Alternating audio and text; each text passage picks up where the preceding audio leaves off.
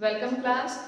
In today's class we will learn about median in discrete series. तो आज हम discrete series पढ़ेंगे. कल की क्लास में हमने इंडिविजुअल सीरीज करी थी, तो आप साथ साथ नोट करते चलो.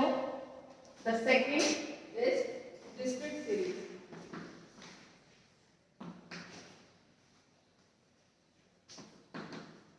क्योंकि आपको मीन करवा दिया है और उसमें अब जरूरत नहीं है डिस्क्रीट सीरीज, इंडिविजुअल सीरीज और कंटिन्यूअस सीरीज को डिस्क्राइब करने के लिए, तो हम डायरेक्ट अपना क्वेश्चंस करेंगे इसमें.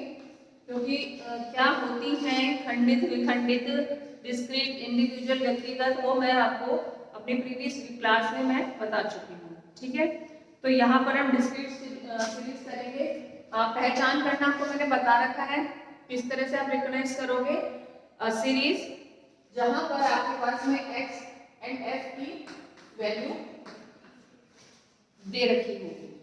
ठीक है, वही आपकी डिस्क्रीट सीरीज है. दैट मींस आपके पास मोर देन वन सीरीज है. सीरीज किसको बोलते हैं?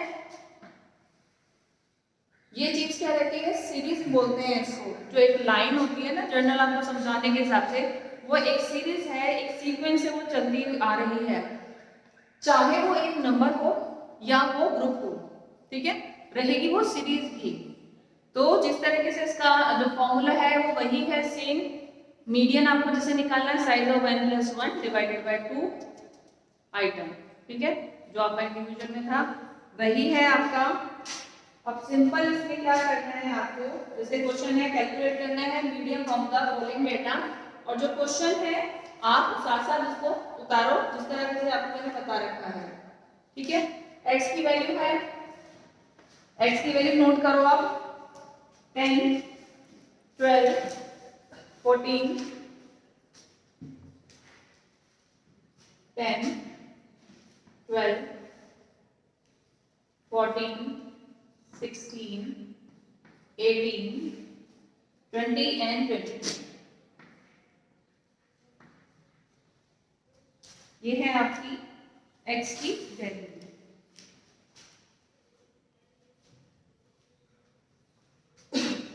f की वैल्यू 2, 5, 12, 20, 10, 7 and 3.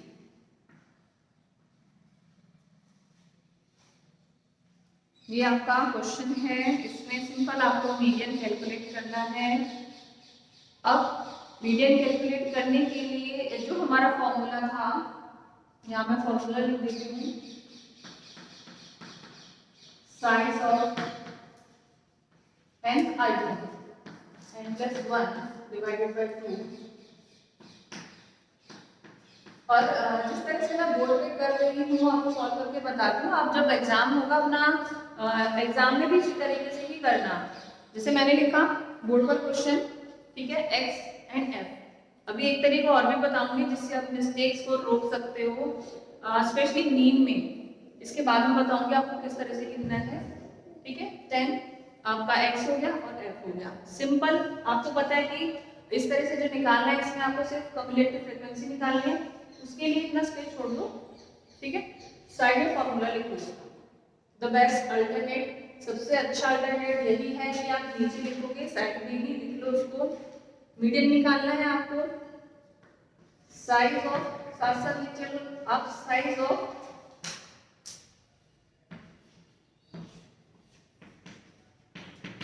ठीक है, ये लिख लिया. अब आपको पता है कि आपको मीडियन में कम्युलेटिव फ्रीक्वेंसी निकालनी है.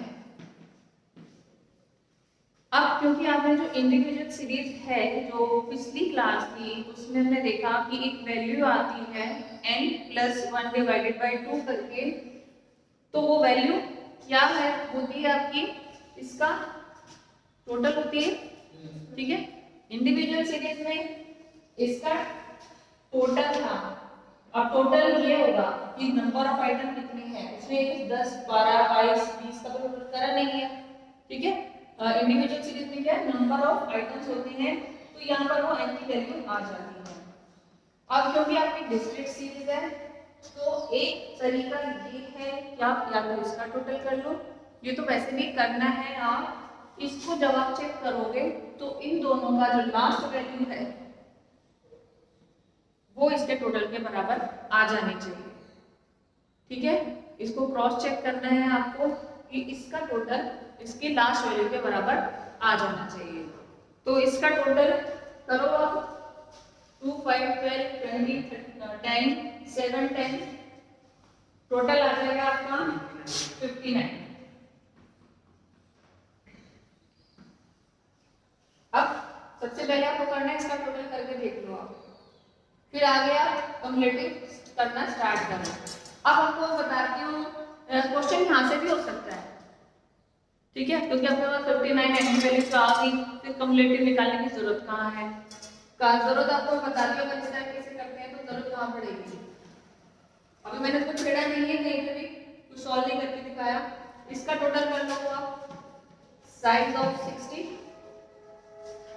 यानी कि इसका टोटल 60 डिवाइडेड बाय 2, और इसको जैसे मैं लिख रही हूँ हर बार आपको उसे ऐसे ही लिखना।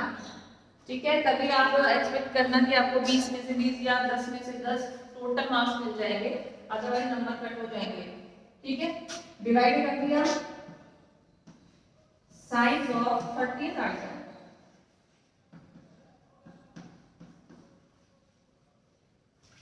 ये आपका मीडियन आ चुका है। ठीक है, ये मीडियन है, यानी कि m इज इक्वल टू 30। आपका आंसर तो आ गया। ठीक है, पर ये आंसर वो आंसर नहीं जो आपको चाहिए। ये क्या बता रहा है, साइज ऑफ 30th आइटम की 30वें नंबर का जो साइज है वो क्या है। ठीक है, तो ये आपका मीडियन नहीं है एक्चुअल में जो आपने भरा। अब आपको क्या करना है, 30th नंबर पर जो वैल्यू है वो आपको वो चेक करनी है।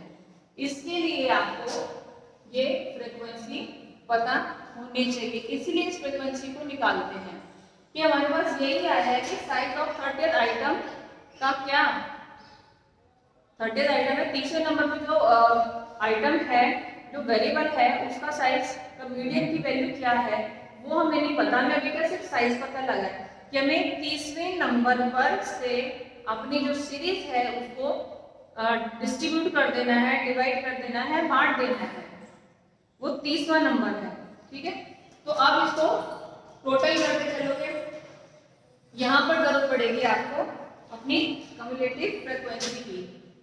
2 + 5 7, 7 + 12 19, 19 + 20 39, 39 + 10 49, और इसको ऐसे ही लिखना है। ठीक है, इसको लिखना भी इसी तरीके से आप 49 + 7 56 and 56 + 3 is 59। तो दैट मीन्स आपकी ये वैल्यू और ये वैल्यू सेम आ गई, तो इसका मतलब आपका जो ये कैलकुलेशन है वो सही हो गई है। अब आपको क्या करना है, आपका जो 30th वैल्यू आई थी, अब आप देख सकते हो कि 30th वैल्यू किस आपके क्लास में आ रही है, तो आप चेक करोगे अपनी 30th वैल्यू।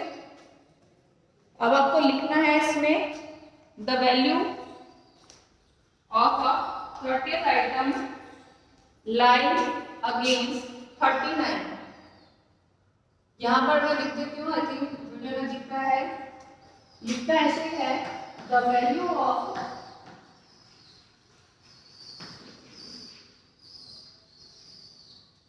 30th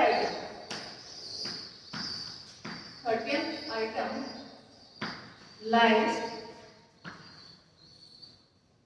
against 39।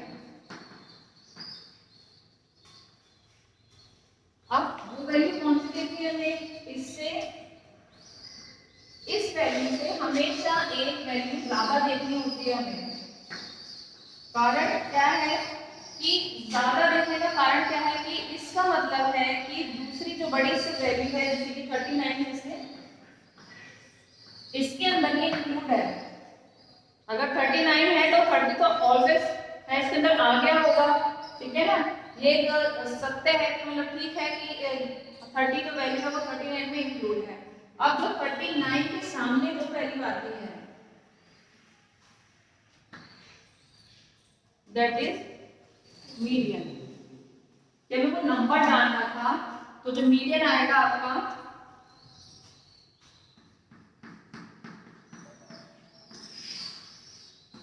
ठीक है, ये आपका आंसर हो गया। अब इसमें करना सिंपल यही रहता है कि आपको उससे बाद वाली देखनी होती है। अब जो आएगी ना आपकी कंटिन्यूस सीरीज, वहां पर ये अलग अलग हो जाएगा, ठीक है। अभी तक जो इतने हैं वहां पर क्या फिर इसे पहले का देखना पड़ता है, एक बाद का देखना पड़ता है। तो इसलिए हमें वो एग्जैक्ट वैल्यू देखनी है कि ये नंबर जो वैल्यू आई है वो किसमें आ रही है, किसके अंदर आ रही है। इससे कम नहीं होनी चाहिए, क्योंकि इसका मतलब ये इसके अंदर अभी आई नहीं है। जैसे इससे पहले 19 है तो ये बड़ा है, तो ये तो इससे आगे आया होगा, ठीक है। तो इसलिए यहाँ पर 39 वैल्यू लेगी। अब 39 किस वाली क्लास में आ रही है, 16 वाली में। एक्स की जब भी क्वेश्चन करवाया था मैंने आपको बताया था कि सबसे जो मेन पॉइंट होता है दैट इज एक्स, कि जिसके आधार पर हम पूरा क्वेश्चन करते हैं। हमें जैसे मीन भी कैलकुलेट करते हैं, वहां पर हम एक्स को देखते हैं। फ्रीक्वेंसी तो सिर्फ मल्टीप्लाई करने काम आती है, मेन फैक्टर क्या है एक्स, इसलिए हम एक्स में से चेक करने हैं, नहीं तो हम एफ में से चेक कर सकते थे। पर एफ का काम सिर्फ कैलकुलेशन में हेल्प करना है, जांच हम इस सीरीज की कर रहे हैं, ठीक है। तो answer is 16, that is your median. तो अब इस तरीके से लिखते हैं ना, the answer is 16 median, hence median is 16।